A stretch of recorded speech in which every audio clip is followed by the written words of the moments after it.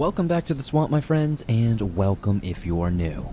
Today, we're going to be taking a stroll through some small towns and rural areas to see what spookiness awaits us. As always, if you have a story that you would like to share in a future episode, whether it's a small town story or something different, be sure to submit it at swampdweller.net or the email you can find in the description down below.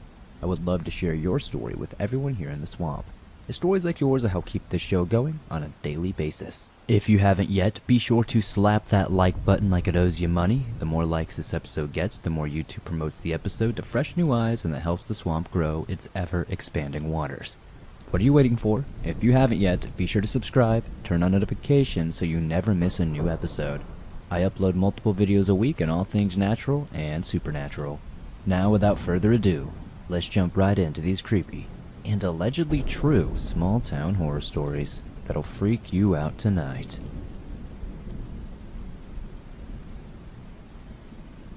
West Virginia Spookiness by Brianna B. A neighbor of mine told me a story of how his great-great-grandparents got together. This story won't contain a lot of emotion considering I wasn't there. This isn't my family to get really worked up over. Nor did I get many details other than the statements from my friend. And my friend is a pretty straightforward guy. So, Jim and May Hatfield was his grandparents' names. They lived in a small West Virginia town in the early 1900s and late 1800s. Come to think of it, it was so small that over the years, that so-called town has been claimed by the town that was actually next to it, and now it no longer exists. The population is declining. Jim came from a wealthy family who owned almost every log company in northern West Virginia. His family owned nearly half the state, really, and considering his name was Hatfield, I would assume that he is akin to the devil Aunts Hatfield, the main man himself from Hatfield and McCoy. However, it was never stated or confirmed that that was true. This was just an assumption. May lived in a coal mining camp with her other 5 siblings, her mother and father, so May didn't come from a wealthy family by any means. Back then, there wasn't such thing as being rich. Everyone was poor. You see, Jim didn't want to go into the family business of logging, so he went underground to mine coal with a couple of his friends he grew up with, and he happened to work with May's father. After working for a couple of weeks, Jim asked May's father if he could start dating his daughter. May's father agreed to it, and Jim took May on a series of dates over a few months. One day, Jim took May to the dance hall, out to dinner, and their date ended with them at a local bar. Jim got super drunk over the evening, to the point he couldn't stand and he was slurring his words, so much that he asked if May could drive him home. This is when the story takes a truly wild turn. On the way home, a man walks right in front of May, and she can't hit the brakes fast enough. Jim told May to move over into the passenger seat, and he got up, picked up the lifeless body off the road, and put it in the back of his vehicle. Jim then drove down this dirt road until they reached a dead end. I know what you are thinking. Jim was just slurring his words, but now can lift dead weight and drive straight. Well, I don't think you've ever hit someone with a car, but I would assume that adrenaline was enough to knock him sober. When they got to a dead end, Jim told May she needed to follow him up to the mountain and that he had a plan. When they finally got to the top of the mountain, there was a beautiful hand-built cabin that Jim's parents owned when they lived in southern West Virginia. Jim told May she needed to stay there for a couple of weeks because, you see, Jim held a 1909 black Ford Model T. He was only one of 5 people to own a car in the whole county. So eventually, people would notice this man was missing, and if there was any piece of the vehicle in the road from the accident, fingers would start pointing. If the other people who owned vehicles had alibis, then it would come back that May was driving Jim since he was drunk, and she would be charged with murder. Dramatic, I know, but that's what Jim told May, and who knows, maybe he was right. I have watched many crime shows, and they don't normally back up this type of claim. And it is a very Great Gatsby type, if you ask me, but whatever. May agreed and wrote a letter to not only her but also Jim, which made people think he didn't know where she was. So cliche.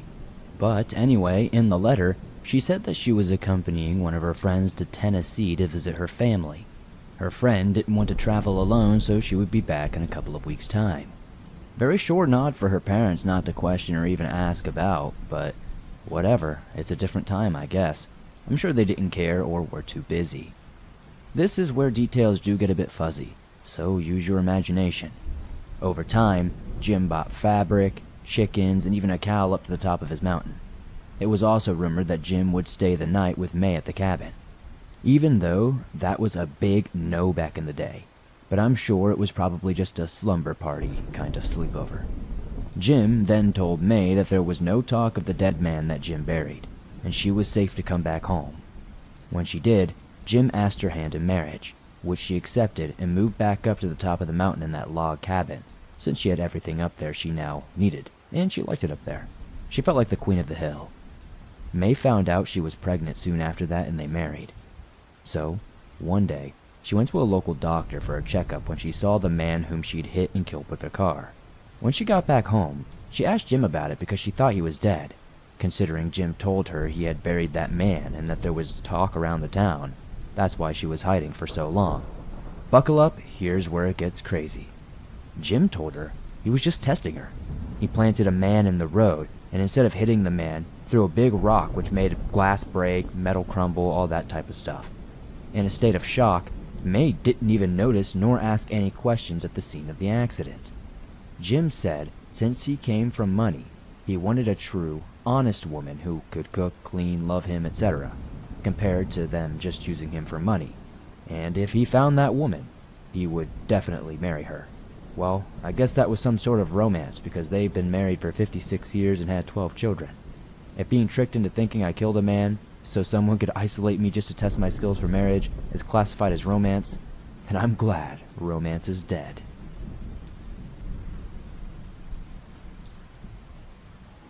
Isolation Isn't Always Safe by Trailer Park Boys 445. I thought living in an isolated cabin in the middle of nowhere would be a dream come true. A chance to get away from it all and enjoy the beauty of nature. But now, I know much better than that. It honestly all started on a dark and stormy night. The wind was howling, and the rain was coming down in sheets.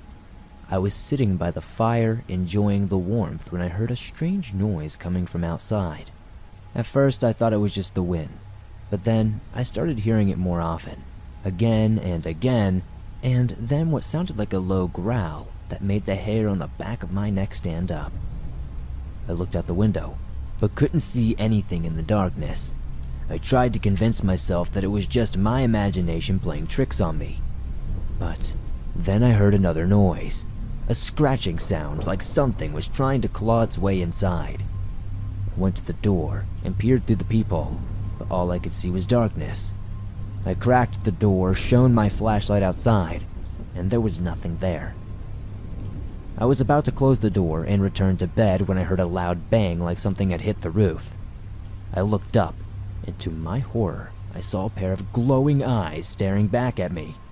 I slammed the door shut and locked it, but I knew this wouldn't hold whatever was out there for very long.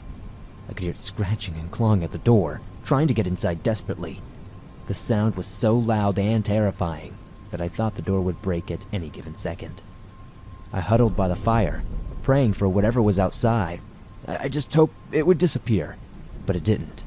Instead, it kept scratching and clawing, and I could hear its growls getting louder and more aggressive. It felt like hours had passed, but the creature outside never gave up. I was too scared to sleep, too scared to move, and too scared to even call for help. The sun finally rose and the creature disappeared. I ventured outside and saw the roof had been damaged. The claw marks were all over the door, and I knew I couldn't stay in this cabin any longer.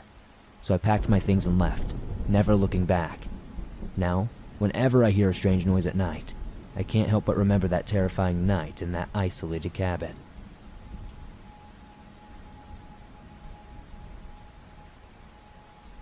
A Highway of Nightmares by A.J.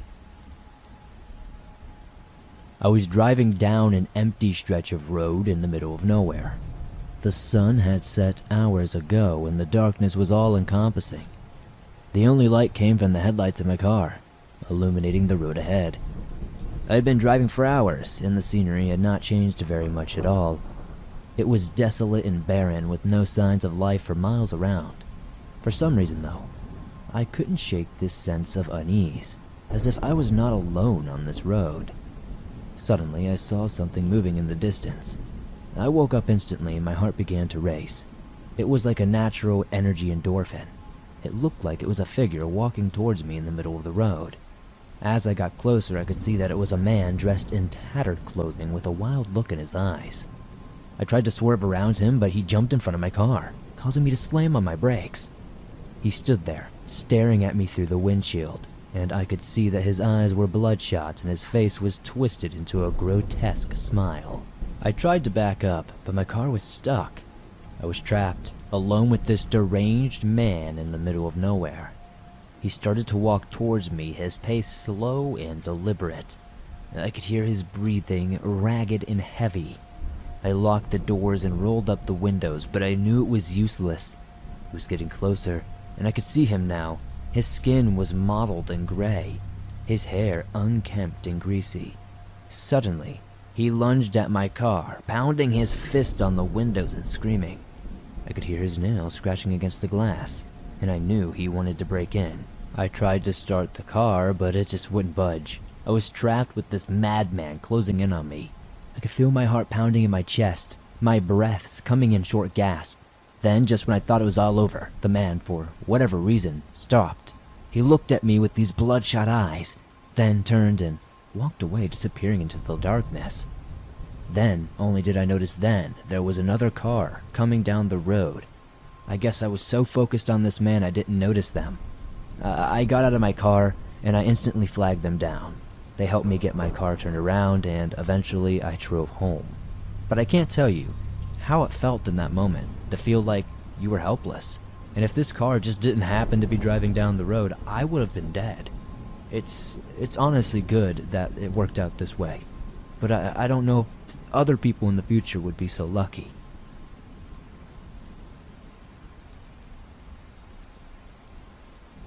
Backcountry Voodoo Weirdness by Pickled Salmon 007.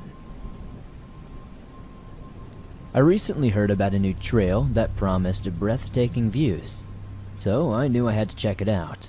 But little did I know, what I would find would leave me scarred for the rest of my life. I eagerly set out on a new hiking trail that promised amazing views and beautiful scenery, but what I found was beyond anything I could have imagined. The course began innocently enough, winding through the trees and up the mountainside.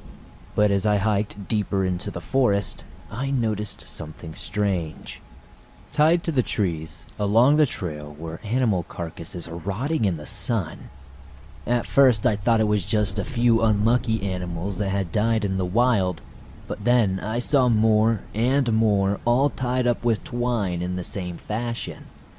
The smell of death and decay in the air was overwhelming. It was thick and it was making me want to gag. The putrid smell is something that you can't explain unless you've been around a lot of dead animals. As I continued down the trail, the number of animal carcasses increased, and I couldn't shake the feeling that something was beginning to stalk me. Every rustle of the leaves made me jump, and I could feel my heart pounding in my ears. Suddenly, I stumbled upon a clearing, and in the center stood a massive tree covered in animal carcasses. The stench was almost unbearable, and the sight was beyond disturbing. The animals hung from the tree like grotesque ornaments, rotting and decaying in the sun. I realized then that I had stumbled upon some sort of sinister, ritualistic killing ground where someone or something was sacrificing animals to some unknown god or force. Fear instantly gripped me, and I tried to back away slowly, but I swear I could feel eyes on me from every direction watching my every move. The forest was eerily silent except for the thud of my heart in my ears. I knew I needed to leave the place immediately, but my legs felt like they were made of stone. I forced myself to turn around and run back down that trail, every step taking me further and further from that nightmare. When I finally returned to the trailhead, I collapsed on the ground, gasping for air. The image of those animal carcasses tied to the trees like some twisted offering would forever be seared into my mind. The thought that someone or something was out there, watching me, hunting me, still haunts me. I reported this all to the police, but I'm not sure whatever came of it. Weird Occurrence I Had by Cayman Duelist 01. I had a weird occurrence when I was a teenager, maybe about 15 or 16 years old. I don't remember the exact age. It was sometime in the mid-2000s. I spent almost all of my early to late teenage years in a small town called Cresco in Iowa. So let me set the scene of this story. I woke up early one Sunday morning while it was still dark out. About 5 in the morning to prepare for my paper route job.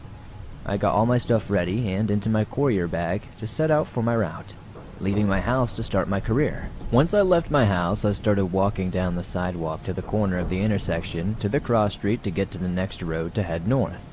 I have to pass a large 3-story building that I believe used to be an old school at one point, that is now just used for storage for the fitness center that is right next door. I had a weird feeling that something was wrong, and I looked over the opening of the alleyway and saw the most bizarre and creepiest thing ever.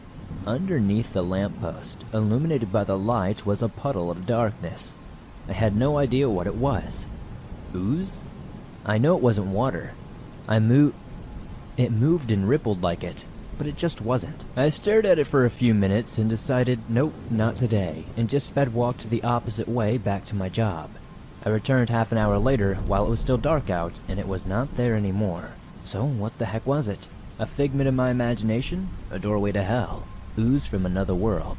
I don't know. Cresco has had its strange and messed up stuff happen, and definitely has bouts of weirdness going on in that small town on a daily basis. I'm just looking to find answers about it. I once asked a self-proclaimed paranormal investigator about it, and they said it was probably a doorway or something to some sort of other dimension, or possibly just a creature.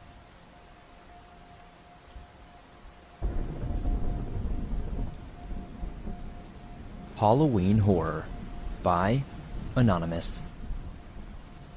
I grew up in rural Iowa, just cornfields for miles and miles. It was a pretty crappy place to grow up. Like, it'll always be home to me, and I'll always have a fair amount of affection for it, but home is where the heart is and all that BS. But even the earliest stage of life that I can remember, I wanted to leave.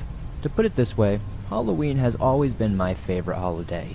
But unlike the kids who would trick-or-treat in Cedar Rapids or Waterloo, who had actual neighborhoods to harvest whole sacks of candy from, we had to walk about 1.5 miles at a time just to make it to the next house. So aside from the one year when our mom drove us over to Dyersville to get a taste of how those city kids lived, trick-or-treating wasn't really an option for us. So a little backstory. Last year we were allowed to go trick-or-treating. Our immediate neighbor to the east, who lived 3 miles away, told us to go the hell away because we were getting way too big for playing kids games. This guy has begrudgingly given us a few apples some years in past, and we always resented him for it. But that year, when he told us where to go, it made us downright hate him. I mean, the entirety of the following year, me and my brother would scowl whenever my dad drove past this house. To us, he ruined the one good thing we got to do around Halloween each year. I know we were just dumb kids, but kids are also cruel and stubborn occasionally, and I guess we were just that kind of kid.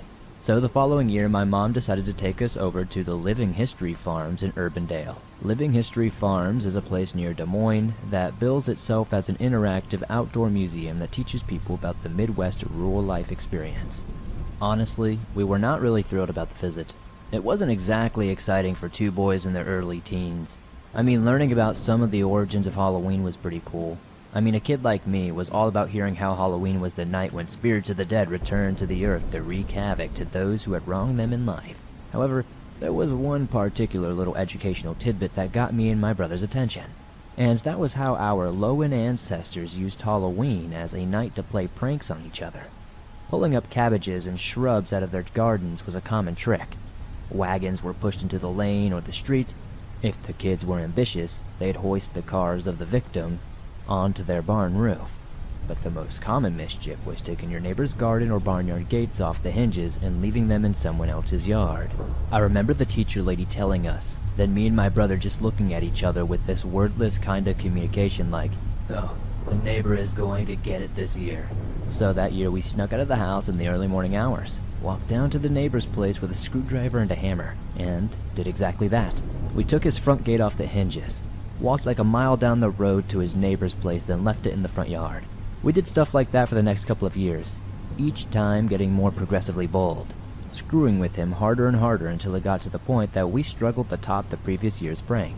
It got to the point where we stole a considerable section of this white picket fence and just threw it into the cornfield across the highway. We put some work into that, dismantling it piece by piece so as not to make much noise and wake the guy. I mean, it sucked. We never got to hang around to see his reaction. But imagining him going outside in the morning and going insane with rage was enough to keep us amused. So this one year we walked up to his house in the middle of the night and saw something we had never experienced in a million years. This neighbor hated Halloween and never ever put up any decorations or anything. But that year we turned up to see this Grim Reaper on his front porch. It wasn't just some dumb-looking scarecrow type thing either, and it seemed like the guy had put in a lot of work getting a hold of actual mannequins or stuff, as well as the spooky-looking black robe stuff to dress it in. But since he was a farmer, he did have much trouble getting a hold of the old rusty And since he was a farmer, he didn't have much trouble getting a hold of an old rusty scythe leaning against it. I mean, yeah, it was kind of intimidating. He had only put it there to try to scare us off, but we weren't about to be removed from our little yearly ritual at this point. Nothing short of a tornado could deter us from getting our revenge for him being so mean to us that Halloween night. But right as we start to dismantle his fence, in almost absolute silence, I notice something out of the corner of my eye. Or rather, I see the lack of something so subtle that it takes me a minute to realize what I wasn't looking at. At some point as we were taking his fence apart, the Grim Reaper statue thing just stood up and disappeared. I stopped what I'm doing, looking around the front yard trying to spot where it could have gone. I whispered to my brother, "The Reaper is gone. Did you see it move?" At first he looked at me kinda like I'm crazy, but then he too starts getting pretty freaked out. We're just crouched down, tools in hand, in dead silence of the night, realizing that we had been a little too overconfident in our yearly pranks. We didn't quite understand what was happening. That's when things went wrong for us. "Let's get out of here," my brother whispered, and we immediately got up and started jogging back towards the highway. Then out of nowhere, the Grim Reaper is standing in front of us, with that giant old rusty scythe in his hand, blocking our escape. It hadn't been a mannequin that was set up on the front porch. It was actually him. He dressed up like some dumb decoration and just stood there still as a statue, waiting for the pranksters to arrive. There was one drawn-out moment when we locked eyes with the guy, who had taken down the hood and black robes he was wearing. Then we just bolted. But since he was blocking the way and the road out front, we had to run back through his property, climbing over a fence and into a cornfield to get away from him. He was fast for an older guy too. Like maybe it was just all the anger from having been victimized year after year, but somehow he wasn't weighed down by the scythe. And those robes, for whatever reason, he opted to keep on, didn't slow him down at all. I was scared, sure, but I figured we'd be able to get away. But remember how I said we had to scale a fence to get away? Hopping down the other side didn't go well for me. I badly sprained my ankle when I landed. That was when I got terrified when I realized I couldn't get away from the guy. My brother kept running, and I wanted to shout after him to help me, but I knew that shout would give away my position to the guy. So I kept my mouth shut. So picture this scene. I'm hiding in the cornfield, so scared that I'm covering my mouth to keep from breathing too heavily, while the furious scythe-armed guy is stalking up and down the rows looking for me. Every so often I had to just limp to a hiding spot further down away from him, trying my best not to rustle any of the stalks so I wouldn't betray my hiding spot.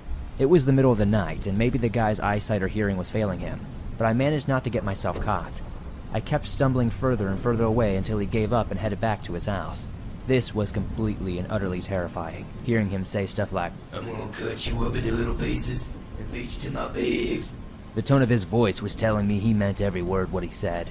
So yeah, as you can imagine, I was pretty close to peeing my pants many times, knowing that I just couldn't get away fast enough. Needless to say, we didn't try any more pranks on that guy after that.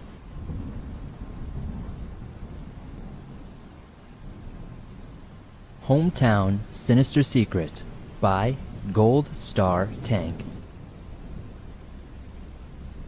I grew up in a small town in east central Iowa. At first glance, there isn't much to see.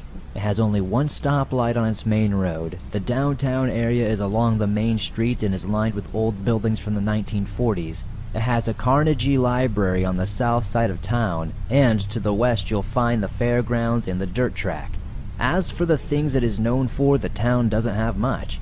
a fantastic county fair that brings in people from all over the state, and a special cream crescent pastry that will keep visitors and townsfolk happy.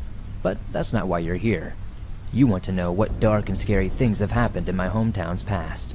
For any music lovers, you may be saddened to hear that Buddy Holly and his band had their last meal in my hometown. They had dinner at a diner called the Greasy Spoon before driving north and making their fateful flight into history. My grandmother lived in that town nearly all her life, and said that particular diner was a horrible place and went out of business decades ago. This bit of history is pretty well known among the older population and to those who like to study their town's history. But there is one more thing that is not nearly as well known. If you were to travel to the northwest side of town, you'd find lots of sprawling cornfields and a few old farmhouses dotted around the area.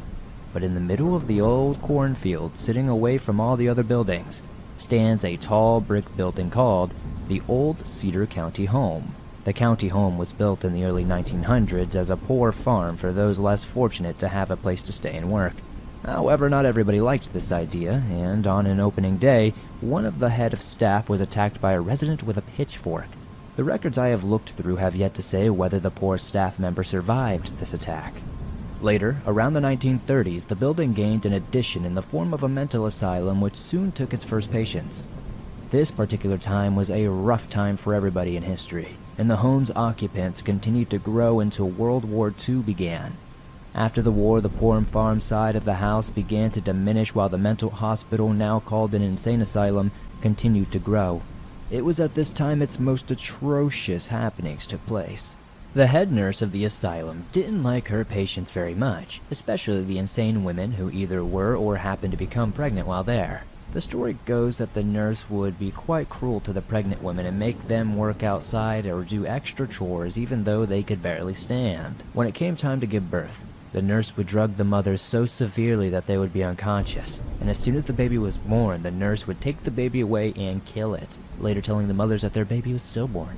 The nurse was let go after a while, and the home began to fall into hard times, sometime around 2004, when its last residents were transferred elsewhere, and this place was finally closed. A farmer bought the house and the land, but they still stand as a reminder of their cruel past. The locals who do know about it say that it is probably a drug den now, and most agree that it's undoubtedly haunted. As the home is on private property, exploring the remains of the building is challenging unless you want to risk getting arrested or shot at. However, some people have found a way in, shared photos online. Most of them aren't too scary except for one that caught my attention immediately. The words, quote-unquote, "I see you," were spray painted in black. The future of the home is uncertain as the farmer uses the land for storage and has left this place in particular untouched all these years. But one thing is clear, you'll never catch me out there after dark.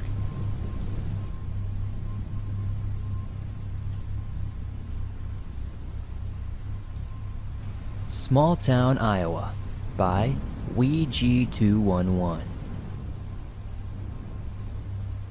A little backstory before we begin.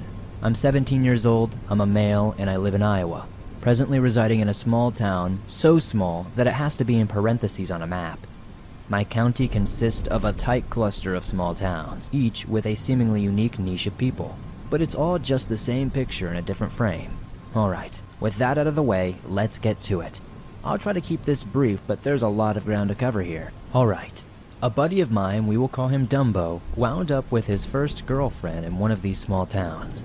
Then later broke it off and moved to where he currently lives in 7th grade. The two towns are about an hour's drive apart, so fast forward a couple of years to our junior year in high school. At this point, Dumbo and I are 16, and he's shifted through a couple of girls but won't stop talking about his first girlfriend, back in 6th grade. In due time, they get back together, and him driving over to this other small town every Friday becomes regular. He stays a little later every time, and eventually starts spending the night there. On Thursday evening, we learn we won't be having school the following Friday. Dumbo and I stay up too late screwing around on video games, and he heads out at about 2 a.m. He shoots me a text shortly after saying one of his girlfriend's friends needs a date. As a complete geek, I snap at the opportunity, and we head to this small town the following morning. Long story short, it was the most disastrous 6 hours I had had in a long time. I'll spare a lot of the details, so fast forward a few months. Dumbo has since broken up with his girlfriend for unexpected reasons. Apparently, she was biting him frequently, always drawing blood. She would call him almost every couple of hours, and I'm told she went berserk when he didn't pick up, leaving many voicemails, sending tons of angry text. She picked up a fascination with Twilight in recent times as well, and that translated a little too much into her real life. Despite this, Dumbo didn't break it off until November of 2014. After the breakup, she still texts him saying how she'll wait for him and all that good stuff and she'll always forgive him. Pretty odd stuff. Still needs to be finished though. Remember that girl I was set up with? She was apparently a bit too physical with Dumbo's girlfriend's sister. Not even just roughing her up a bit. She had to go to court for a R-word case. Dumbo still gets texts from this chick, and I'm told the girl I was set up with quote-unquote misses me, which gives me shivers. This is pretty outlandish and nearly unbelievable, but this is all entirely true. Some people are absolutely insane, and you should be very careful who you set your friends up with, especially if you don't know who they are.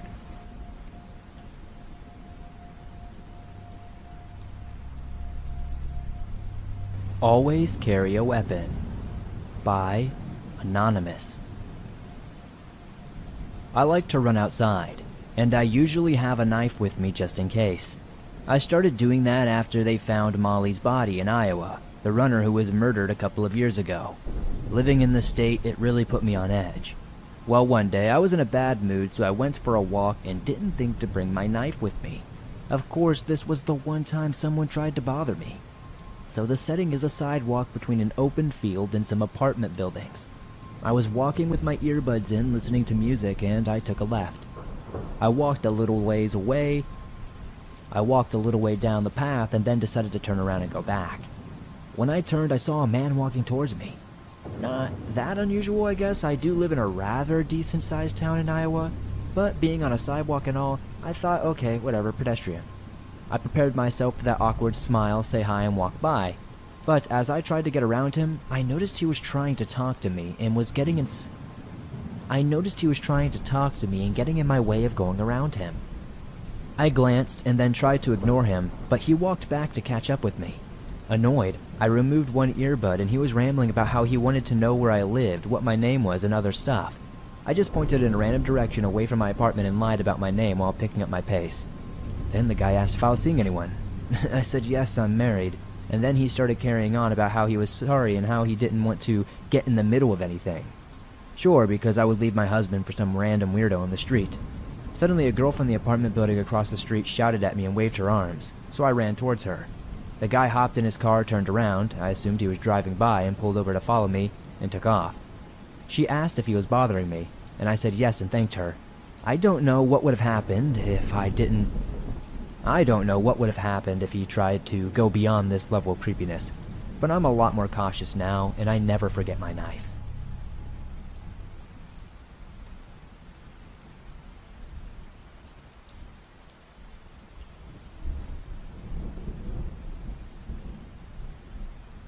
Thanks for listening to these creepy and allegedly true small-town horror stories that'll freak you out tonight.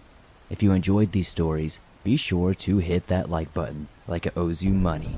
Every like helps this video grow and be seen by new people. If you haven't yet, be sure to subscribe and turn on notifications so you don't miss a new episode.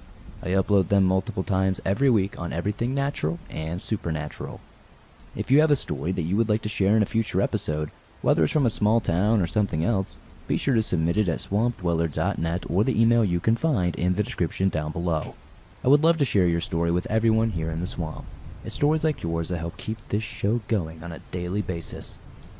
If you're on the go and don't have YouTube Premium, but still want to download and listen to your favorite Swamp Dweller scary stories no matter where you are, you can download them absolutely free from Spotify, Apple Podcast, Google Podcast, and pretty much everywhere else you find your favorite podcast online.